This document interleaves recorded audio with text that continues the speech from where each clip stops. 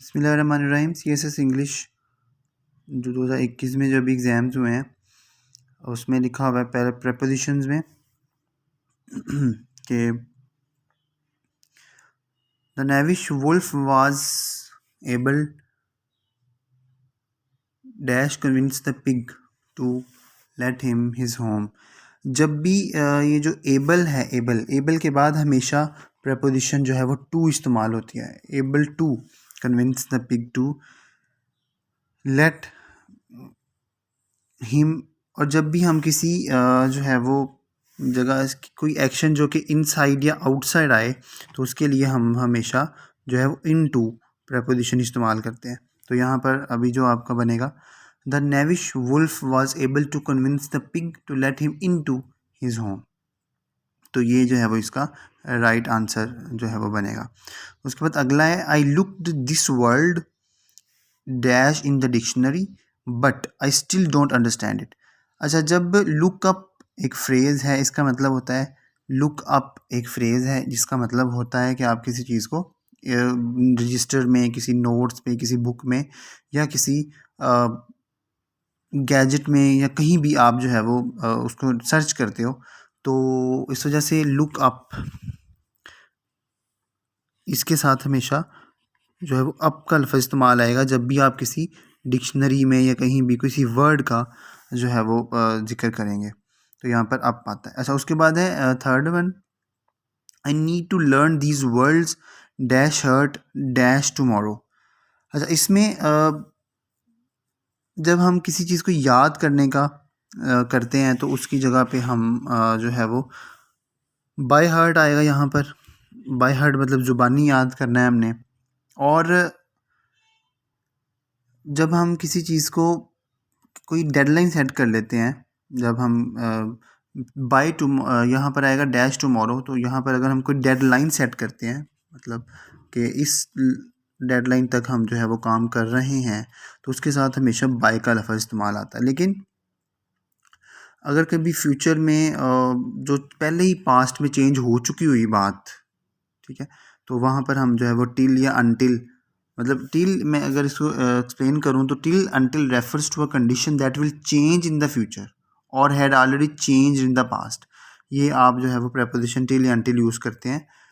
लेकिन अगर हमने एक डेडलाइन सेट की हो तो उसके साथ हमेशा जो है वो बाय का अल्फ़ा इस्तेमाल करते हैं। तो इसका मतलब है कि ये सेंटेंस बनेगा, I need to learn these words by heart by tomorrow.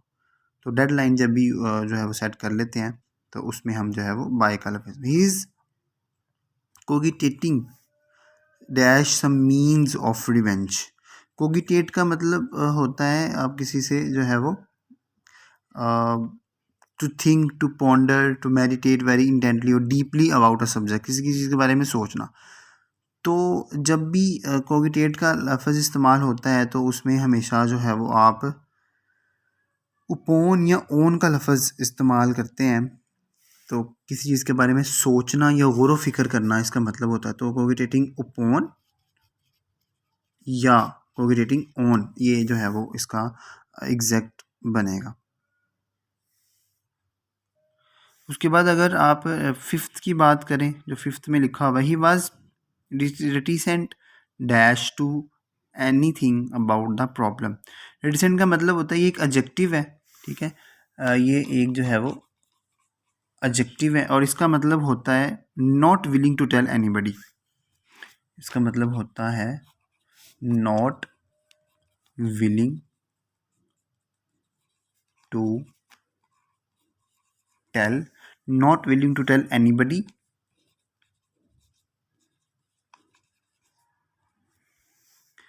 about our feelings,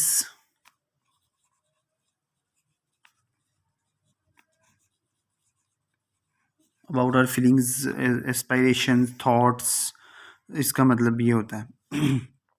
तो जब भी इसका जो है वो रेडिसेंट का मतलब आता है तो इसके साथ हमेशा आप अबाउट या टू का लफ्ज़ जो प्रपोजिशन यूज़ करते हैं।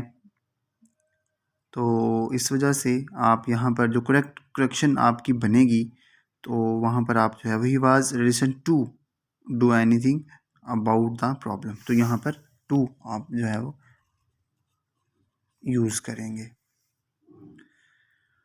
उसके बाद his body is impervious dash मश। इम्प्रीवियस का मतलब होता है can not be damaged. Impervious का मतलब होता है कैन नॉट बी डैमेज्ड या डिस्टर्ब या डैमेज नहीं की जा सकती। और affected can not be affected, इसका ये इस सेंस में जो है वो यूज़ होता है। तो और ये जो है वो एक एडजेक्टिव है।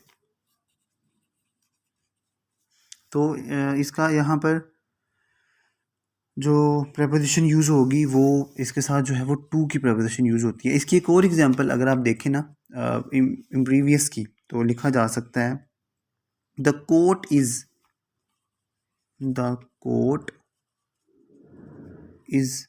इम्प्रीवियस इम्pervious है, ई आ रहा है टू डस्ट, मतलब इसके ऊपर डस्ट वगैरह नहीं पड़ सकती। तो ये इस तरह जो है वो आप इसको यूज़ कर सकते हैं। अच्छा, उसके बाद Ahmed applied dash the bank for a loan. अब अप्लाइड यहाँ पर जो यूज़ होती है जब आप किसी चीज़ के लिए अप्लाई करते हैं, तो यहाँ पर आप वहाँ पर आप जो है वो एट की प्रेपोजिशन यूज़ करते हैं, applied at the bank for a loan.